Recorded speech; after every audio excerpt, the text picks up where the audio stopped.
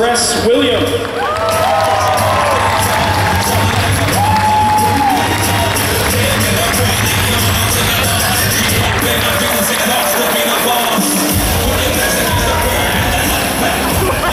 All right, so everybody, like I said, go ahead and start lining up at the microphone. We'll try to take as many of you as we can. And let's go ahead and get it started. Let's kick it off. I just want to ask the three of you guys, what's your experience on such a landmark, historic show? What's been the reaction you guys have gotten? Black Lightning really is a big deal, and I think a lot of us recognize that. But what has the reaction and experience been for all three of you guys?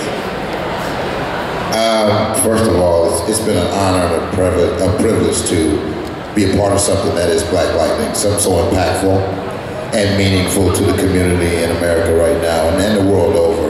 And to work with legendary actors that are Cress Williams and James Remar, for me as a new actor, is a great, great privilege. And the show is just very, very much so what's needed for today's society. Whether you're 8 or 80, it's something that is something for you. Well, I guess as an actor, one of the primary things that I want to do is I want to communicate. I want to be able to connect with my audience, which connects me with my own humanity, my own sense of being a part of a greater family. I mean, look at us here. And yesterday, I'll encapsulate it in one experience that I had yesterday. I was getting on the plane from Los Angeles to come here, and I wanted an extra equal for my coffee. So I leaned around this guy who was wearing a uniform. I didn't realize he was the captain of the jet. And I said, "Excuse me, could I have another equal, please?" to the flight attendant. And the man turns around and says, "I know that voice." And he's this big, tall, black guy. He's the captain of the ship. His first officer's a black guy. And the flight attendants were all beautiful black females. And he said, "Come to the cockpit.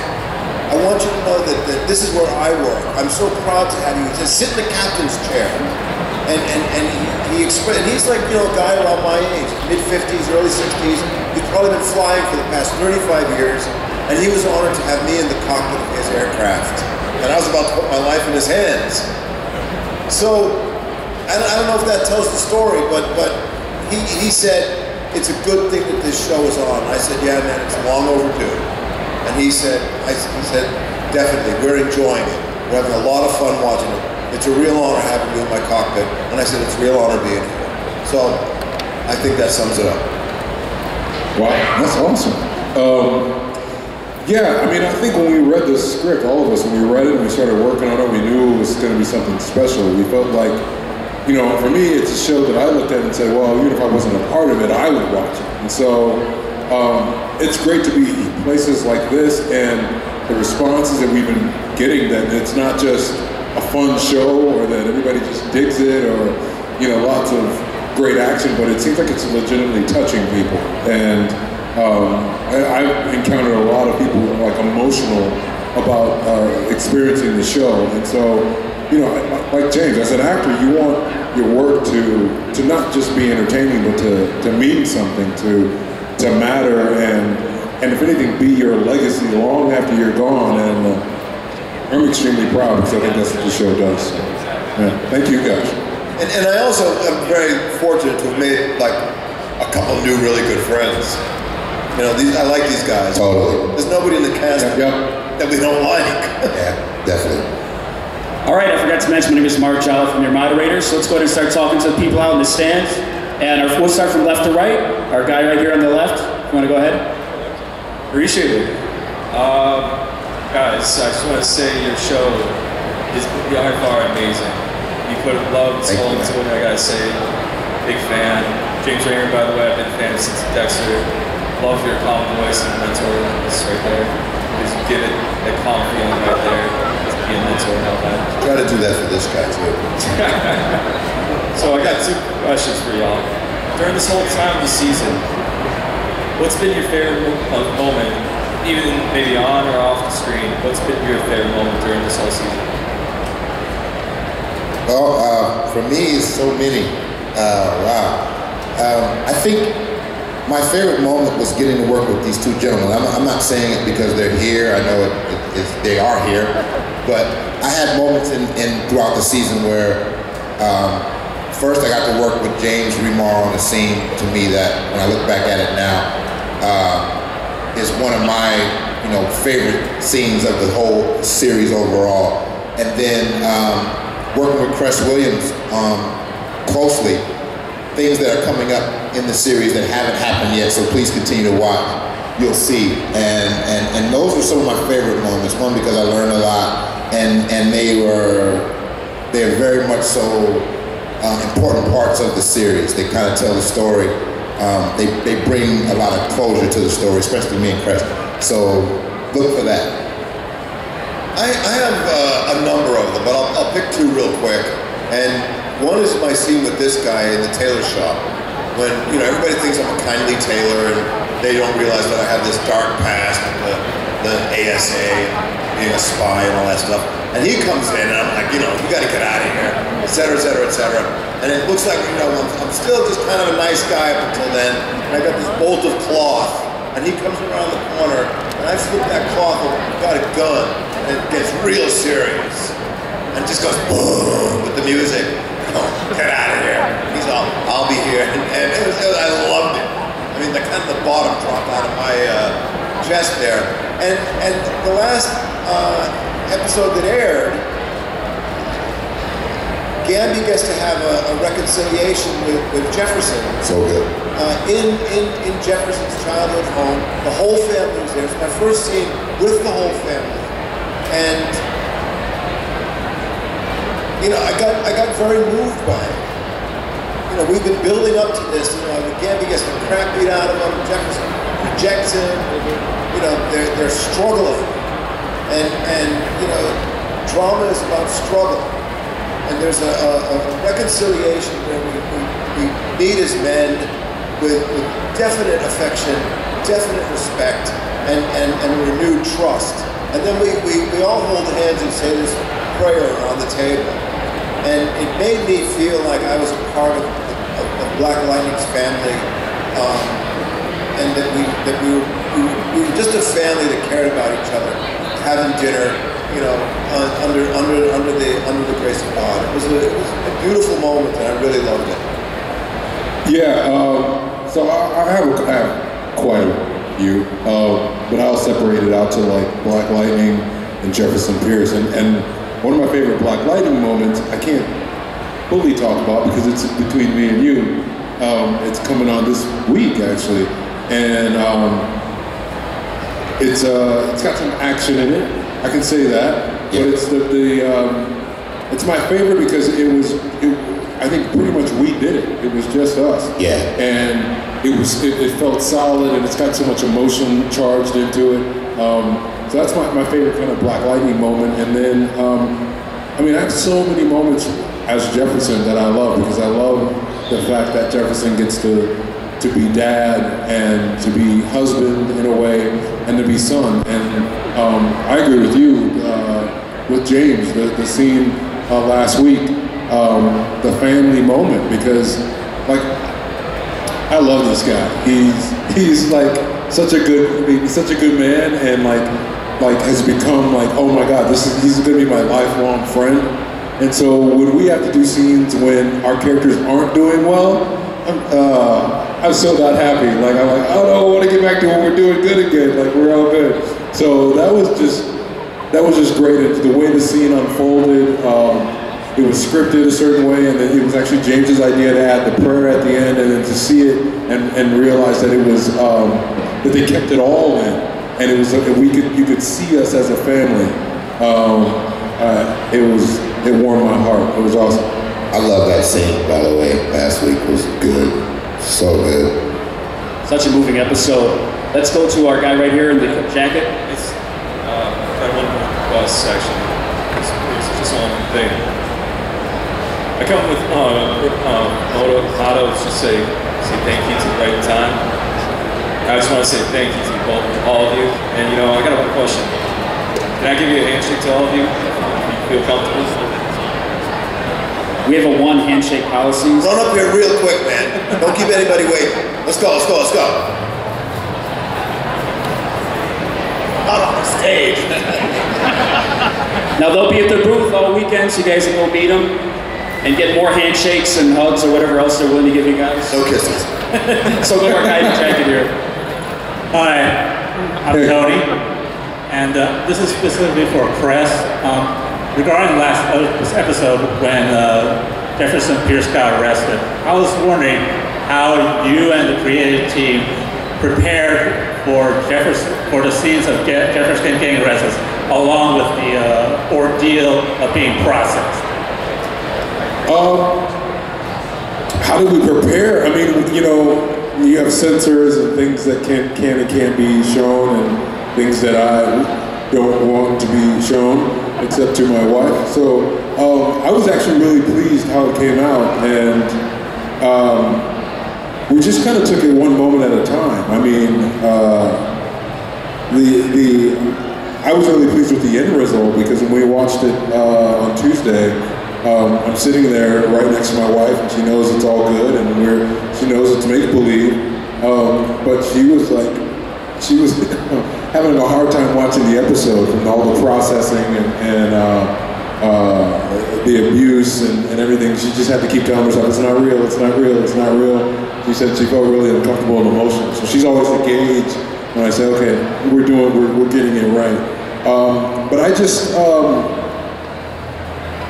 like anything, I just tried to stay in the moment of each individual moment, because we shot those, you know, the fingerprinting in one beat, the strip search in another beat, you know, the getting brought into the room and getting hit in another, like they were kind of sectioned off, and I mean, simply just staying in the moment is the best way I could describe it. All right, let's go to the guy in the Batman shirt here.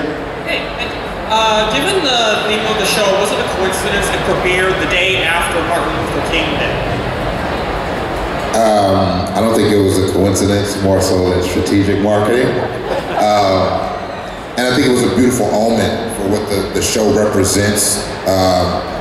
The unity in community and the positive message about camaraderie and family, and, you know, taking on the bad things that society brings to us head on, and making an individual effort to make change is what Martin Luther King stood for, and I think that's what Black Lightning overall stands for, and I think it was just a beautiful thing to open up on his birthday weekend. It's awesome. Yeah, I mean, I think it was a great marketing tool, and I think it was just beautiful timing. I think I speak for all of us that we had this event in DC right before the premiere that was mind-blowing, emotional, just a great way to kick off this show. I'm of the opinion that Dr. King would like the show. He would be very, very proud of our efforts, and that we're all doing it together. And I mean, I think it was just the day before yesterday was the 50th anniversary of his passing. And so it's overdue, it's slow, but it's timely at the same time. Okay, thank you. All right, let's get a little bit and talk to our guy right here. Hi, my question is to Marvin. You called yourself like a new actor, and I feel like DC all in general has had some great villains, so how do you put yourself in that mindset to play such a fantastic, scary, crazy guy like Tobias? Thank you. Hey, well, thank you, man. I take that as a compliment.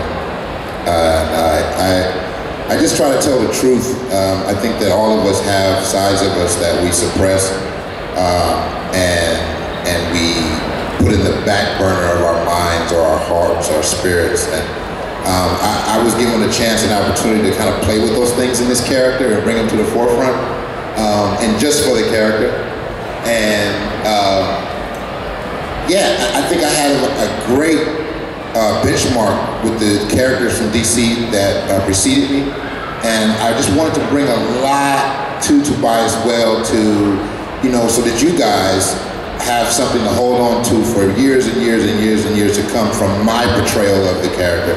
And also, like I say, I got castmates who I revere and respect in such a way that I wanted my role in the show, kind of like any role on any team, to be a pivotal one. So I make sure to focus on that. I thank you again for that. I appreciate it. I'm going to add that he calls himself a new actor, but that doesn't mean he's not a really good one, because the proof is in the pudding. This is the sweetest man you can hope to know. I want him on my back. He's a great guy. And Tobias Whale is not a good guy. Tobias Whale is a mean motherfucker, pardon my language. He is a mean dude. And he does not brook any bullshit. So, and this guy's a sweetheart. Thank you, James. Thank you. All right, take the next guy here. All right, I have a question for Cress Williams. Yeah. How do you feel about the future relationship between Jefferson and Gambi now that Jefferson knows about Gambi's past?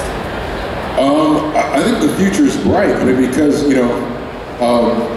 the secrets always kind of weigh people down. I think now that it's kind of all out in the open, and we talked about it at the end of last episode about creating a new way. So I think it's now a relationship that's built on truth. So I think, I'm not one of the writers. I hope that we're solid going forward. I know that, things can't all be rosy because there's no conflict there, and it gets boring, so they'll probably stir the pot in some way, but I think we're good for a while. Yeah. All right over here. I'd like to say that I love your show, and Thank you. Did you guys have any favorite superheroes as kids? For me, Batman. I liked the Legion of Superheroes when I was a kid, because I was a kid and they were kids. And they had this cool clubhouse. I loved Lightning Lad and Cosmic Boy and Chameleon Boy and Element Lad. Legion of Superheroes were my favorites. For me, it was Superman. I always loved light, and he's right out there. And yeah, I just was fascinated about the ability to fly, and so he was always my guy. Speaking of superheroes, any chance you might see some crossover, like Flash coming to Freeland, Jefferson going to Star City? Is any talk of that, or is that spoiler material? No, it's not spoiler material. There hasn't really been any talk of it. I mean, I think a lot of people don't realize logistically it's a challenge, because we shoot in Atlanta, but all the other DC shows shoot in Vancouver. So that's kind of why they can cross over so easily. Logistically, I don't know how it works. I think Selena's talked about a little bit on record wanting to create almost like a lightning verse, and maybe expanding our universe. So maybe down the line, because we have a lot more of our own characters to develop. But seeing other DC heroes like Static Shock or something like that coming and creating kind of a lightning verse in Atlanta. But there's nothing really been talked about at this point. All right, take the next guy here. So you guys brought a great show to TV, just want to say that. And you're coming into a genre that's really popular right now, the superhero genre. And with that, you still managed to bring such important messages through the show to the TV. I just wanted to ask, what's your guys' most important thing that you want to make sure gets portrayed on TV that you guys bring? I think the show is doing it. First of all, I just want to say I'm really thankful for the shows, for the genre and the people who preceded us, the shows that have come before us, because without them existing and having success, then we wouldn't be allowed to do the show and also to do it in a different way, to tell that different story. And I'm so thankful that we get to tell the story that we're telling. But I think the show is doing it, and that's the idea of affecting the world around you in a positive way. I try to live by the idea of leave things better than you found them. And in your workplace, obviously in your home, just in your community. And I think that's kind of the message of the show, is leaving your community, leaving your environment better than you found it. And so I hope that's the message that comes across, and I think that's what we're doing. I'll say that I probably, if I were to put it in a word, is that we're truthful. And when I say that, I'm not saying that, you know, there are superheroes. Superheroes go back all the way into human history. Hercules, the myths of the Greeks and the Romans. These were superheroes. And this appeals to something, you know, in the human psyche. And so long as we're truthful in presenting that we're family people, that we have conflict, that we live in a world that's a real world, I think that we're doing our job. And that's why I feel like Black Lightning is so good, because it portrays a lot of truth. All right, man in the Batman shirt. Hi. I just want to say I love everyone's portrayal of the characters, and the soundtrack for the show was great. I've got two questions for you. My first question is, how do you guys get yourselves set up for an emotional scene? Because I know throughout the season there's been moments where you guys are extremely like upset and angry, you know, down. I stick myself with a safety pin really hard. Ow! Kidding. I'm kidding. But for all of you, because it is like you, as Black Lightning, you show, like as Jefferson is holding back Black Lightning anger and upset. How do you bring yourself into that state? I mean, for me, it's never the same way. I'm kind of cursed in the sense that once something works for me, it doesn't necessarily work again. So, you know, it depends on the situation. If it's something like, if it's tied to my daughters, then I really just kind of tie in the fact I'm a father. I have a 13-year-old girl, a little boy, and a girl on the way, and so anything that's wrapped around being a father, it's easy for me to tap into, or easier, I should say, for me to tap into. So if it's something that I can find that a direct correlation to my real life, I do that. I have a scene in the very last episode with a flashback with my father. And my father passed away 13 years ago, and so that emotion's on the surface because it's like, I think about doing this show and the fact that he's not around to see it. So, but it's not something that I can really relate to. Then I just try to put myself in, even more so in the character's situation, and using my imagination of what it would feel like, and ultimately just trying to stay focused and keeping that emotion like at bay until it's time to use it, without, you know, wearing myself out. That's something that this man kind of helped remind me of in a couple of scenes we had. So, yeah, that's what I do. And that's what we do as American method actors. The distinction between traditional American method acting and the old British style of what they call declamatory acting, where it was all just words and you keep things very distant. The distinction between them is truth and emotion. Once again, you know, I go back to that word, truthful. We operate as professional actors from an emotional palette that's truthful to us. So as Cress was saying, he uses his fatherhood and his relationship to his father as emotional fuel. And so this whole person, this entity, we are our own instrument, like a saxophone or a trumpet. And so we've got to bring those notes out of it. And what we use as our fuel is our own emotional palette. So that it's like, wow, he's crying real tears, or he looks really angry. And in that moment, we are. But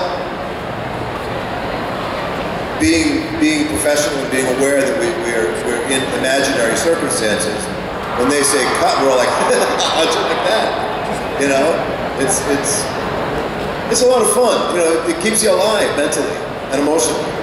And I think that, to add to what James is saying, is that's the key to the character development for each of us, is actually we all have a little bit of that truth in us to bring to the fore. I mean, Cress Williams is a wonderful father on screen and off screen, so he's able to bring that truth.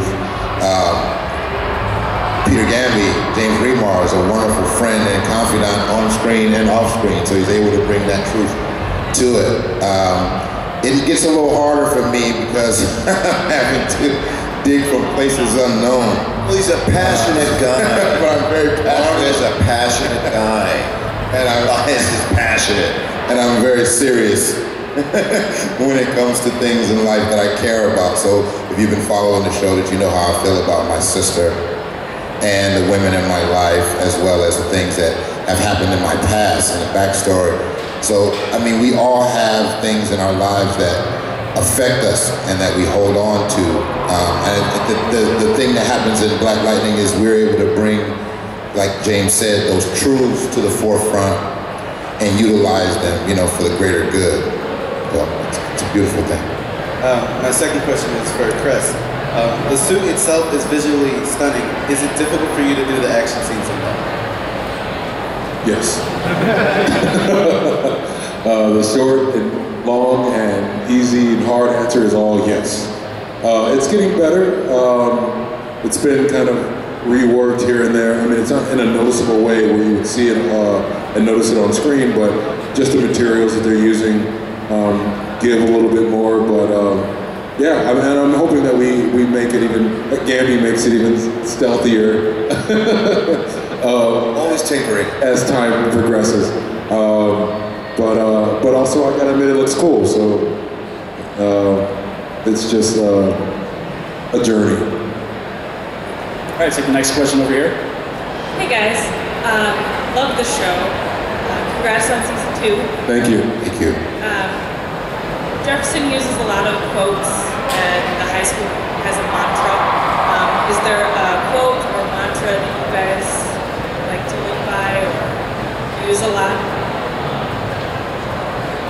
Pretty deep. I personally have one. It comes from the Bible. It's Romans 8:28. That's all things work together for the good. Really? Should I tell you? I have a lot of them, but the one that jumps to mind that I've always taken great comfort in is no man is an island entire of himself. Every man is a piece of the continent, a part of the name. If a clod be washed away by the sea, Europe is the left.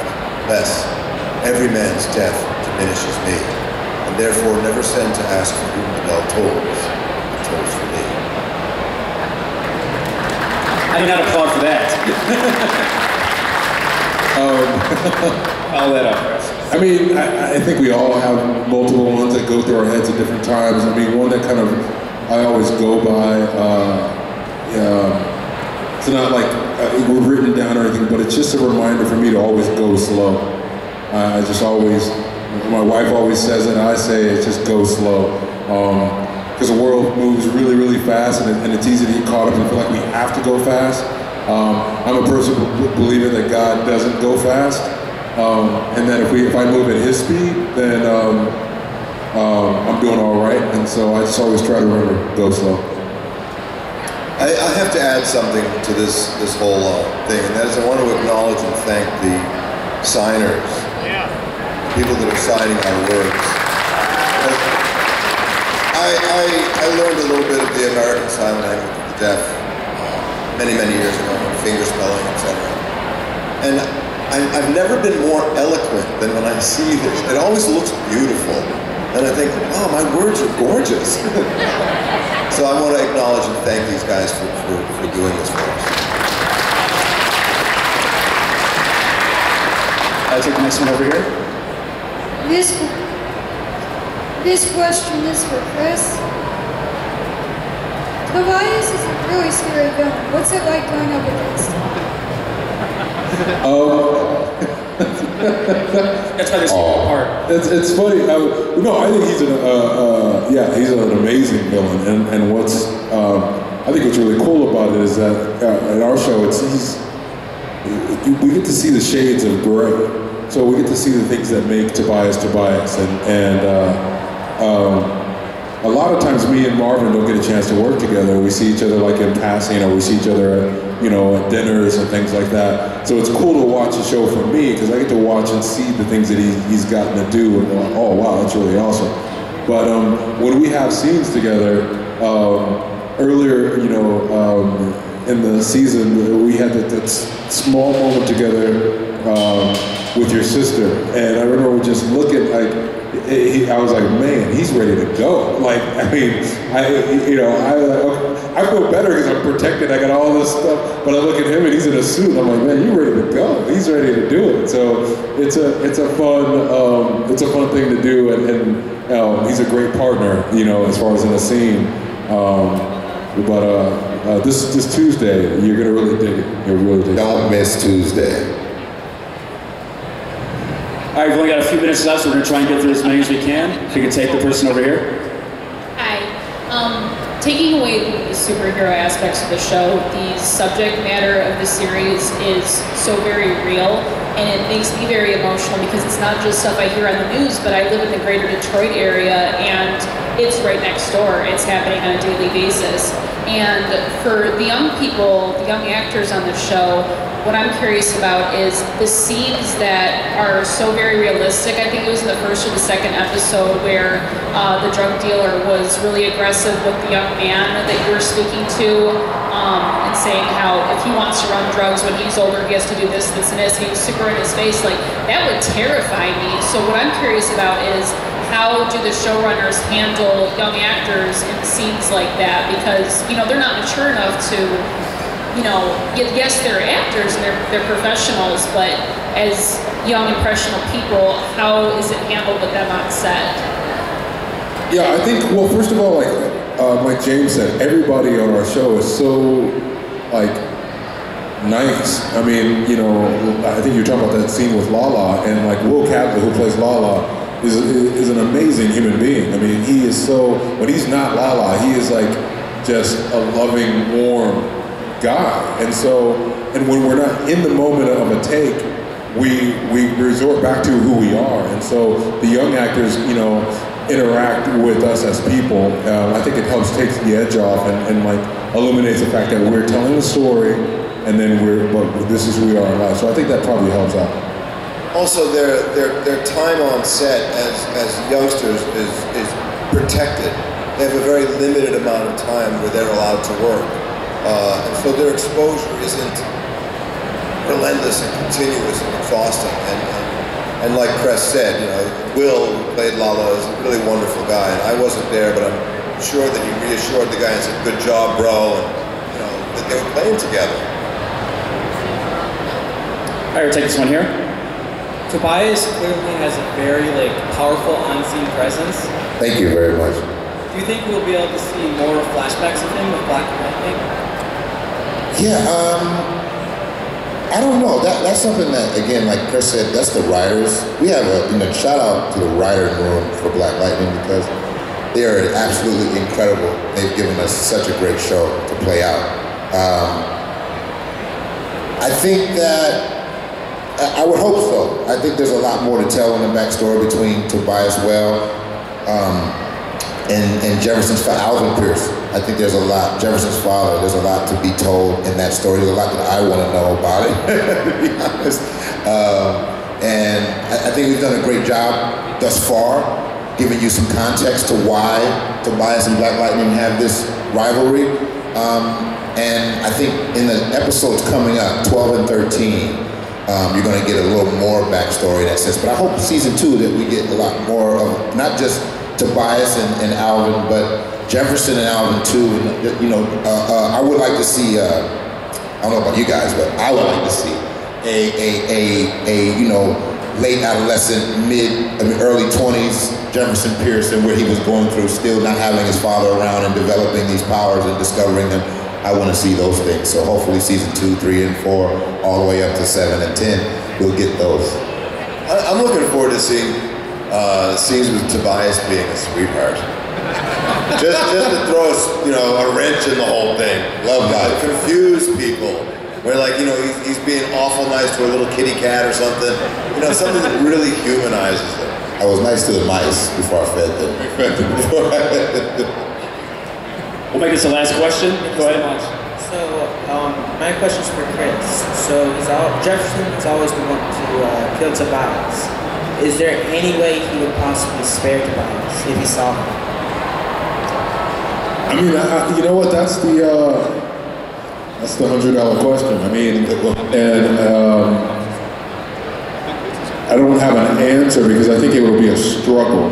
You know, the thing is that Jefferson has been fighting crime with Gambi for a lot of years, but the Tobias aspect is very personal, and that's the one that kind of gets in the way because he can't detach from it because of Tobias's, you know, murdering his father, and so I think that's always like, I think the writers always want us to kind of wonder and to see if in that moment, because I think that's the line of Jefferson being, or Black Lightning being a hero or a vigilante. Yeah, he's never killed anybody. And so, you know, if he can stay on that line of being a hero, then I'd like to keep him on that line of being a hero, but at the same time, I want to see that struggle. So, I don't know, I would hope so, but I also hope it will be extremely hard. All right, thank you so much for coming out. Come see these guys. We get a big round of applause for Marvin Krondon Jones III, James Remar, Cress Williams. I'm Mark Jefferson, and check out CW's Black Lightning. And next Tuesday, they said, big episode coming up. So it's ramping up to the end of the season. Another round of applause for these guys. Like a butterfly, sting like a bee.